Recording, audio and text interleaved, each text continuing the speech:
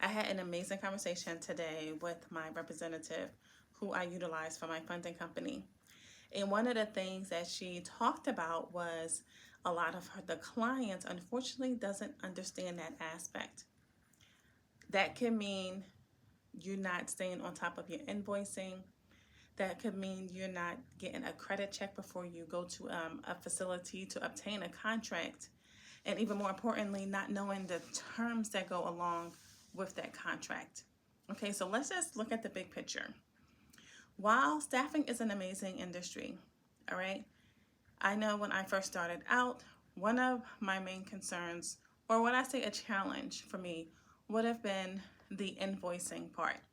So when I first started out, I was my first employee. All right. I worked for myself because I wanted to understand the process. Okay, because I knew that I was going to be responsible for everybody else's payroll. So what I did was I worked, I then submitted that invoice, and then I needed to understand how long it would take the administrator or DON to then sign off on that invoice so that then I can send to the funding company. If you don't know, in the beginning processes of starting your agency, a lot of funding companies do require an approval.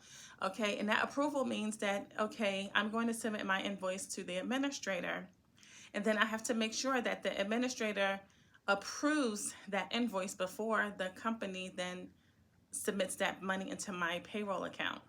All right. If this doesn't happen, this will definitely delay the process on you getting funding to cover your payroll. So I wanted to understand that process myself first. So I did that for about a month before I brought my first employee on. Okay. So this isn't, when you're starting your staffing agency, it's not about speed. Okay. It's about being consistent in the processes that you develop. Okay. So I started out with myself, and then I added on an employee, and then I added on another employee, and so forth. However, in the beginning process, that communication that you have between the facility and yourself is crucial, okay? Because when you go to submit that invoice to your funding company, they need to know who to contact in the event you're past your net terms of that invoice.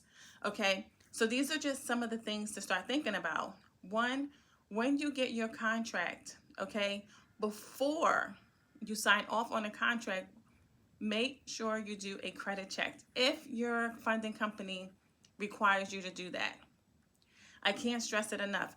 Do not put yourself in a position where you accept a contract, put people in that facility without having that credit approval, because what can happen is, one, that might not be an approved facility for you.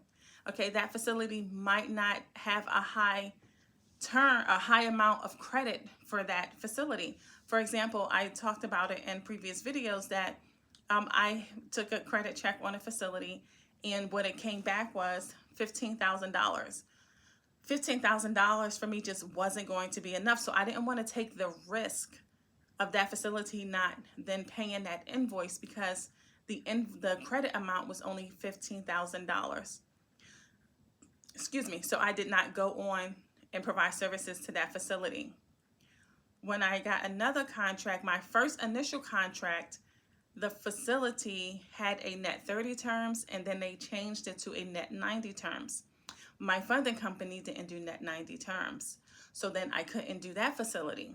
And this is why I say it's important to know the net terms of your contract. Okay, it's all fine and dandy to have contracts. Ooh, yeah, you have contracts. However, does the contract meet the net terms that the funding company are requiring for you to meet? Okay, so don't skip that process. The other thing is the communication that you have between yourself and, like I said, the administrator or the DON of that facility.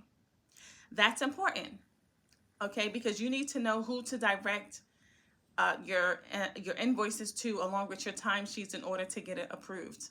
What's the cutoff time that you need to have that information then submitted to your funding company?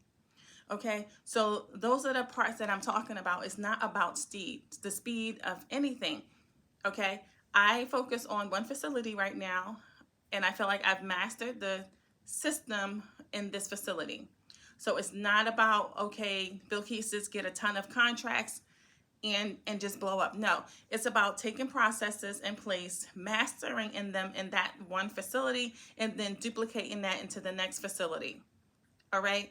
So when you're going through the steps, don't skip the steps. Do not skip the steps. All right. You are now responsible for employees who now have families. You don't want to put yourself in a situation where your invoices aren't getting funded because you failed to do the process, to put the work in. Okay. Remember, slow is steady and steady is fast. Okay. I heard that from one of my clients. Okay. And this is important. Do not skip the processes when it comes to this. Have the contact information of who needs to be contacted in the event your invoice does not get approved. All right. So your funding company should be providing you that information. They should typically provide you a list of things that they would want you to have before you even put people into that contract, into that facility. Simple things, small things that can really impact your company, that can really impact your funding process. I had a friend of mine who reached out to me in another state. A facility didn't pay. She was in the rears of $80,000. $80,000. And I said, it's unfortunate, but you're going to have to pull your staff, because if you're providing services and the facility aren't holding up to their end of the bargain, then now this is on you. Okay, so don't skip the processes. If you need help, you know how to reach me. All right, but remember, it's not about speed. Enjoy the journey of owning a business. Okay, invest in yourself, invest in your business. Enjoy the journey. It's not a race. All right, put processes in place and then duplicate it into other facilities. Do not get contracts just to say, oh, I have a staffing agency, but you're not being compensated. All right. When you get that contract, or when you talk to that your funding company, depending on what terms they have is important, because that's a crucial component of where you are able to get contracts at.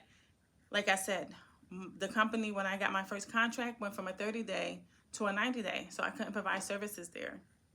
Okay, because my funding company won't go past 60 days.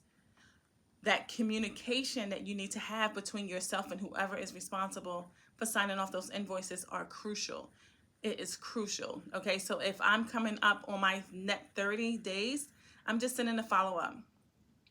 Hey, just wanted to follow up to see where we are in the process with invoice, blah, blah, blah. Okay, let me know where we are in this process.